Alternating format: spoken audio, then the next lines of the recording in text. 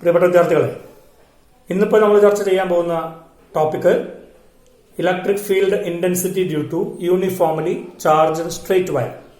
Gauss's തിയറത്തിന്റെ അപ്ലിക്കേഷനാണ്. Gauss's theorem apply ചെയ്യുന്നത് ഇപ്പോൾ നമ്മൾ എന്തിനു വേണ്ടിയിട്ടാണ്? ഒരു സ്ട്രെയിറ്റ് വയറിന്റെ മുകളിൽ ചാർജ് ഡിസ്ട്രിബ്യൂഷൻ ഉണ്ടെങ്കിൽ ആ സ്ട്രെയിറ്റ് വയർ ഉണ്ടാക്കുന്ന ഇലക്ട്രിക് ഫീൽഡ് കാണാനാണ്. നമ്മൾ ഓൾറെഡി ഇലക്ട്രിക് ഫീൽഡ് കണ്ടിട്ടുണ്ട് രണ്ട് കേസിൽ. ഒന്ന് ഐസൊലേറ്റഡ് പോയിന്റ് ചാർജ്. എത്രയായിരുന്നു? ക്യൂ എന്ന് പറയുന്ന ഒരു പോയിന്റ് ചാർജിൽ നിന്ന് 6 ദൂരത്തുള്ള പോയിന്റിലെ ഇലക്ട്രിക് ഫീൽഡ് 1/4πε0 Q/r². രണ്ട്, ഒരു ഇലക്ട്രിക് ഡൈപോളിന്റെ മൊമെന്റ് P ആണെങ്കിൽ അതിന്റെ ആക്സിയൽ ലൈനിലുള്ള ഒരു പോയിന്റിലെ ഇലക്ട്രിക് ഫീൽഡ് കണ്ടെത്തിയിട്ടുണ്ടായിരുന്നു 1/4πε0 2p/r³ അപ്രോക്സിമേറ്റ്ലി. ഇതുപോലെ ഇക്വറ്റോറിയൽ ലൈനിലെ ഒരു പോയിന്റിലെ ഇലക്ട്രിക് ഫീൽഡും കണ്ടെത്തിയിരുന്നു 1/4πε0 p/r³ അപ്രോക്സിമേറ്റ്ലി. അപ്പൊ ഇലക്ട്രിക് ഡൈപോളിന്റെ ഇലക്ട്രിക് ഫീൽഡും കണ്ടെത്തിയിട്ടുണ്ട്, ഐസൊലേറ്റഡ് പോയിന്റ് ചാർജിന്റെ ഇലക്ട്രിക് ഫീൽഡും കണ്ടെത്തിയിട്ടുണ്ട്. ഇവിടെയൊക്കെ ചാർജ് ചില പോയിന്റുകളിലാണ് ഇരുന്നിരുന്നത്. ഐസൊലേറ്റഡ് പോയിന്റ് ചാർജിൽ ഒറ്റ പോയിന്റാണ്. ഇലക്ട്രിക് ഡൈപോൾ ആയപ്പോൾ 2 പോയിന്റിലാണ് ചാർജ് ഇരിക്കുന്നത്. പക്ഷെ ഇപ്പൊ നമ്മൾ ഡിസ്കസ് ചെയ്യുന്നത് ചാർജിന്റെ ഡിസ്ട്രിബ്യൂഷനെ കുറിച്ചാണ്. ചാർജ് വിതരണം ചെയ്യപ്പെട്ടിരിക്കുന്നു. 3 തരത്തിൽ ചാർജിനെ ഡിസ്ട്രിബ്യൂട്ട് ചെയ്യാം. ഒന്ന്, ഒരു ലൈനിൽ ചാർജ് ഡിസ്ട്രിബ്യൂട്ട് ചെയ്യാം. 2, ഒരു സർഫസിൽ ചാർജ് ഡിസ്ട്രിബ്യൂട്ട് ചെയ്യാം. 3, ഒരു വോള്യത്തിൽ ചാർജ് ഡിസ്ട്രിബ്യൂട്ട് ചെയ്യാം. ഒരു പരന്ന സർഫസിൽ വേണമെങ്കിൽ ചാർജിനെ കൊടുക്കാം, അല്ലെങ്കിൽ ഒരു ലൈനിന്റെ മുകളിൽ ചാർജിനെ കൊടുക്കാം, അല്ലെങ്കിൽ ഒരു പന്തിന്റെ ഉള്ളിൽ ഭാഗത്ത് മുഴുവനായിട്ട് ചാർജിനെ കൊടുക്കാം. അതിൽ ഇപ്പൊ നമ്മൾ ചർച്ച ചെയ്യുന്ന ടോപ്പിക് ഒരു ലൈനിലെ ചാർജ് ഡിസ്ട്രിബ്യൂഷൻ. ലൈനിനെ നമുക്ക് വേണമെങ്കിൽ ഒരു സ്ട്രെയിറ്റ് വയർ ആയിട്ട് വിളിക്കാം. അപ്പൊ consider A straight conductor, consider A straight wire, consider A straight conductor. അങ്ങനെയുള്ള സ്ട്രെയിറ്റ് വയറിന്റെ മുകളിൽ ഞാൻ ചാർജിനെ ഡിസ്ട്രിബ്യൂട്ട് ചെയ്തിരിക്കുന്നതാണ് ഈ ചിത്രത്തിൽ കാണുന്നത്. ആ ചാർജ്, പോസിറ്റീവ് ചാർജ് അങ്ങനെ ഡിസ്ട്രിബ്യൂട്ട് ചെയ്തിട്ടുണ്ട്. ഒരു പോയിന്റിലല്ല, എല്ലാ സ്ഥലത്തും ഒരേപോലെ വിതരണം ചെയ്തിരിക്കും. അപ്പോൾ നമ്മൾ ചെയ്യുന്ന ടോപ്പിക്കിന് സ്പെഷ്യൽ കേസാണ് യൂണിഫോംലി ചാർജ്ഡ് ആയിട്ടുള്ള സ്ട്രെയിറ്റ് വയറാണ്. എന്താ യൂണിഫോംലി ചാർജ്ഡ് എന്ന് പറഞ്ഞാൽ? അതിന്റെ എല്ലാ സ്ഥലത്തും ചാർജ് ഒരേപോലെ യൂണിഫോം ആയിട്ടാണ് ഡിസ്ട്രിബ്യൂഷൻ ചെയ്തിരിക്കുന്നത്. അതായത് ഒരു ലൈനിലാണെങ്കിൽ ഓരോ സെന്റിമീറ്ററിന്റെ ചാർജും സെയിം ആണ്. അപ്പൊ ആദ്യത്തെ ഒരു സെന്റിമീറ്ററിൽ, ഇവിടെയുള്ള ഒരു സെന്റിമീറ്ററിൽ 1 കൂളോം ആണെങ്കിൽ ഇവിടെയുള്ള ഒരു സെന്റിമീറ്ററിൽ 1 കൂളോം ആയിരിക്കും. ഇവിടെയുള്ള ഒരു സെന്റിമീറ്ററിൽ 1 കൂളോം ആയിരിക്കും. ഇവിടെയുള്ള ഒരു സെന്റിമീറ്ററിൽ 1 കൂളോം ആയിരിക്കും. അപ്പോ ഇതിന്റെ മുകളിൽ എല്ലാ സ്ഥലത്തും ഒരേപോലെ ചാർജാണ് ഡിസ്ട്രിബ്യൂഷൻ. യൂണിറ്റ് ലെങ്ത്തിന്റെ ചാർജ് എപ്പോഴും സെയിം ആണ്. ഓരോ ലെങ്ത്തിന്റെ മുകളിലുള്ള ചാർജ് സെയിം ആണ്. അപ്പൊ നമ്മളൊരു പുതിയ വാക്ക് അവിടെ ഇൻട്രൊഡ്യൂസ് ചെയ്യാണ്. That is called linear charge density. അപ്പൊ സ്ട്രെയിറ്റ് വയർ യൂണിഫോംലി ചാർജ്ഡ് ആണെന്ന് കാണിക്കാനുള്ള വാക്കാണ് ലീനിയർ ചാർജ് ഡെൻസിറ്റി. ഉപയോഗിക്കുന്ന ലെറ്റർ ലാംഡയാണ്. എന്താണ് ഈ ലീനിയർ ചാർജ് ഡെൻസിറ്റി? യൂണിറ്റ് ലെങ്ത്തിന്റെ മുകളിൽ അനുഭവപ്പെടുന്ന ചാർജ്. യൂണിറ്റ് ലെങ്ത്തിൽ കൊടുത്ത ചാർജിനെ വിളിക്കുന്ന പേരാണ് ലീനിയർ ചാർജ് ഡെൻസിറ്റി. ലാംഡ എന്നാണ് letter.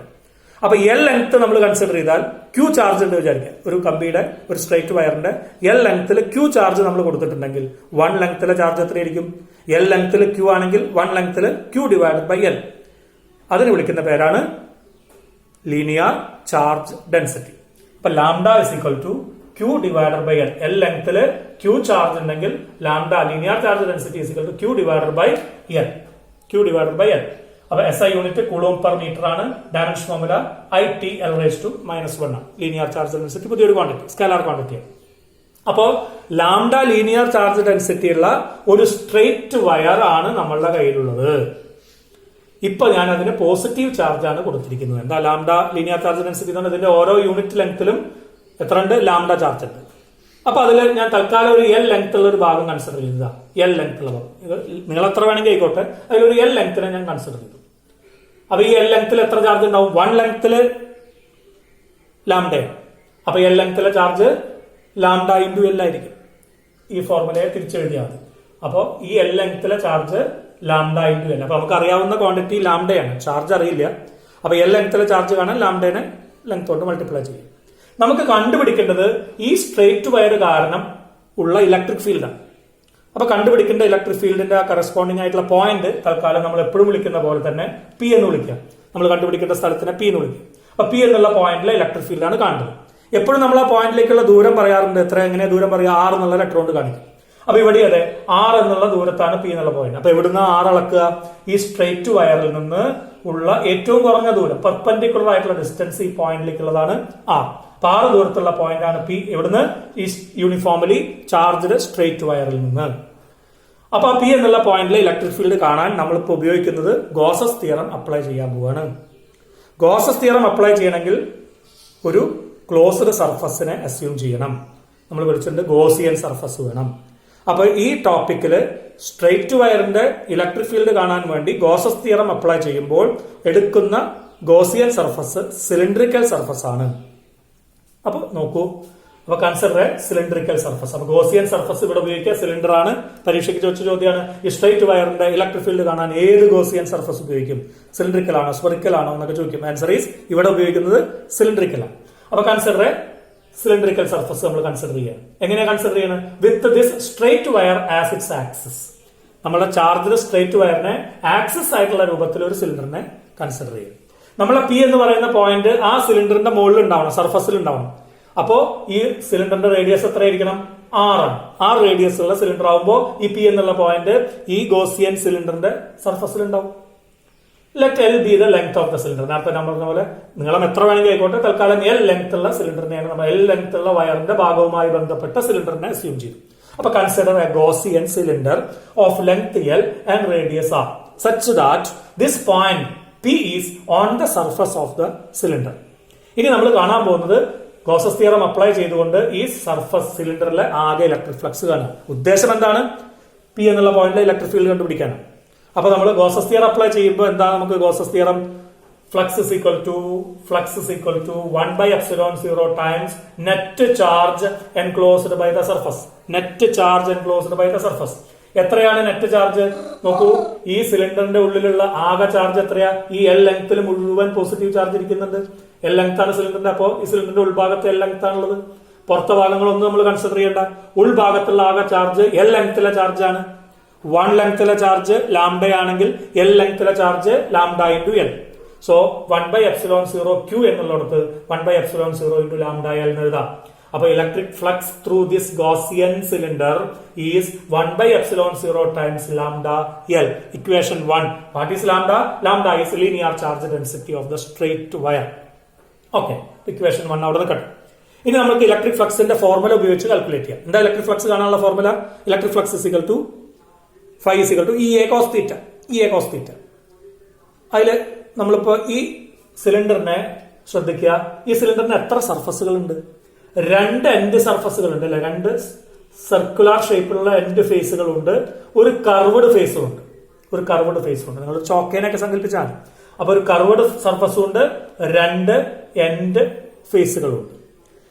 Electric field positive charge കാരണമുള്ള ഇലക്ട്രിക് ഫീൽഡ് എപ്പോഴും എങ്ങനെയായിരിക്കും? പുറത്തേക്ക് ഏരോ മാർക്ക്. റേഡിയൽ. നെഗറ്റീവ് ആണെങ്കിൽ ഇതിനുള്ളിലേക്ക് ഏരോ മാർക്ക്, അത്ര വ്യത്യാസമുള്ളൂ. എന്താണെങ്കിലും നേരെ റേഡിയസിലൂടെ പുറത്തേക്കാണ് ഇലക്ട്രിക് ഫീൽഡിന്റെ ഡയറക്ഷൻ ഉണ്ടാവുക. എല്ലാ സെല്ലിലും ഇതേപോലെ ഉണ്ടാവും. അതുകൊണ്ട് തന്നെ 2 എൻഡ് ഫേസുകളെ അപേക്ഷിച്ച് നോക്കി. എൻഡ് ഫേസ് നോക്കൂ. ഈ എൻഡ് ഫേസും ഈ ഇലക്ട്രിക് ഫീൽഡും ഇലക്ട്രിക് ഫീൽഡും പാരലാണ്. ഈ എൻഡ് ഫേസും ഇലക്ട്രിക് ഫീൽഡും പാരലാണ്. ഒരു ഫേസ് ഇലക്ട്രിക് ഫീൽഡിന് പാരലാണെങ്കിൽ ഇലക്ട്രിക് ഫീൽഡ് തുളച്ചു പോകുന്ന ഇലക്ട്രിക് ലൈൻസ് ഓഫ് ഫോഴ്സിനെയാണ് ഫ്ലക്സ് എന്ന് വിളിക്കുക. അപ്പോ ഇലക്ട്രിക് ഫീൽഡ് സർഫസ് എൻഡ് ഫേസിന് പാരലൽ ആയതുകൊണ്ട് ഒന്നും തുളച്ചു പോകുന്നില്ല. അതുകൊണ്ട് electric flux through end faces is 0. Electric flux through end faces of the Gaussian cylinder is 0. കാരണം ഇലക്ട്രിക് ഫീൽഡ് പാരലാണ്. ഇനി കർവ്ഡ് സർഫസ് നോക്കൂ. ഈ കർവ്ഡ് സർഫസിന് ഇലക്ട്രിക് ഫീൽഡ് എങ്ങനെയാ? നോർമൽ ആണ് അല്ലെ? നോക്കൂ, ലംബമായിട്ടായിരിക്കും. അപ്പൊ ഇലക്ട്രിക് ഫീൽഡ് കർവ്ഡ് സർഫസിന് നോർമൽ ആയതുകൊണ്ട് ഇലക്ട്രിക് ഫ്ലക്സ് മാക്സിമം. അപ്പൊ ഇ എ കോസ് തീറ്റയില് മാക്സിമം ആയിട്ട് വരുമ്പോൾ കോസ് തീറ്റ 1 ആയി പോവും. E into A. അപ്പൊ കർവ്ഡ് സർഫസിന്റെ electric flux through curved surface of the Gaussian cylinder phi is equal to E into A. Cos theta 1 ആയി പോയതുകൊണ്ട് നോർമൽ ആയതുകൊണ്ട് മാക്സിമം ഫ്ലക്സ് ആണ്. ആ ഏരിയ എത്രയാ? കർവ്ഡ് സർഫസിന്റെ ഏരിയ കണ്ടുകൂട്ടാ, മൊത്തം സിലിണ്ടറിന്റെ ഏരിയ അല്ല. കർവ്ഡ് സർഫസിന്റെ ഏരിയ R റേഡിയസും L ലെങ്ത്തുമുള്ള ഒരു സിലിണ്ടറിന്റെ കർവ്ഡ് സർഫസിന്റെ ഏരിയ 2πr ആണ്. Therefore E into 2πr. അപ്പൊ electric flux through the curved surface is E into area, E into 2πr. Curved സർഫസിന്റെ area. Electric flux through the end faces 0. അപ്പൊ ആകെ electric flux എത്രയാണ്? ഈ ഗോസിയൻ സിലിണ്ടറിന്റെ ആകെ ഇലക്ട്രിക് ഫ്ലക്സ് ഈ കർവ്ഡ് സർഫസിലൂടെയുള്ള ഇലക്ട്രിക് ഫ്ലക്സ് മാത്രമേ ഉള്ളൂ. And that is equal to എത്രയാണത്? E into 2πr. Equation number 2. നേരത്തെ ഇക്വേഷൻ 1 കിട്ടിയിട്ടുണ്ട്. phi is equal to 1/epsilon 0 lambda L. Lambda linear charge density. ഇപ്പൊ കിട്ടി phi is equal to E into 2πr. ഇത് രണ്ടും compare ചെയ്യുക. ഇക്വേഷൻ 1 ഉം 2 ഉം കമ്പയർ ചെയ്യുമ്പോൾ comparing equations 1 and 2 E into 2πrl equal to അപ്പുറത്തെ right hand side 1/epsilon 0 into lambda l. Okay, അപ്പോൾ അതിന് E is equal to ഇത് സിംപ്ലിഫൈ ചെയ്താൽ 1/2π/epsilon 0 lambda by r എന്ന് കിട്ടും. അതായത് electric field intensity due to a uniformly charged straight wire is E equal to 1/2π/epsilon 0 lambda by r. That is E is proportional to നോക്കൂ, E is proportional to 1/r. വേഗം മനസ്സിലാവും. Isolated point ചാർജിന്റെ electric field E proportional to 1/r² ആയിരുന്നു. Electric dipole വന്നപ്പോ electric field was proportional to 1/r³ ആയിരുന്നു. ഇപ്പൊ നമുക്ക് കിട്ടിയ ആരായിരുന്നു? നമ്മളുടെ linear charge distribution uniformly charged straight wire ആകുമ്പോൾ electric field is proportional to 1/r. അപ്പൊ നമുക്ക് കിട്ടിയ ഉത്തരം E is equal to 1/2π/epsilon 0 lambda by r. ഒന്നുകിൽ നന്നാക്കി എഴുതിയാൽ 1/4π/epsilon 0 2 lambda by r. 2 മുകളിൽ ഇട്ട 1/4π/epsilon 0 2 lambda by r എന്ന് എഴുതും. അപ്പൊ E is proportional to 1/r. അപ്പോ യൂണിഫോംലി ചാർജ്ഡ് സ്ട്രേറ്റ് വയറിന്റെ ഇലക്ട്രിക് ഫീൽഡ് ഇന്റൻസിറ്റിയാണ് നമ്മളിപ്പോ കണ്ടെത്തിയത്. ഗോസസ് തിയറം അപ്ലൈ ചെയ്തുകൊണ്ട് നമ്മൾ കണ്ടെത്തിയത് electric field intensity due to a uniformly charged straight wire. Okay, thank U.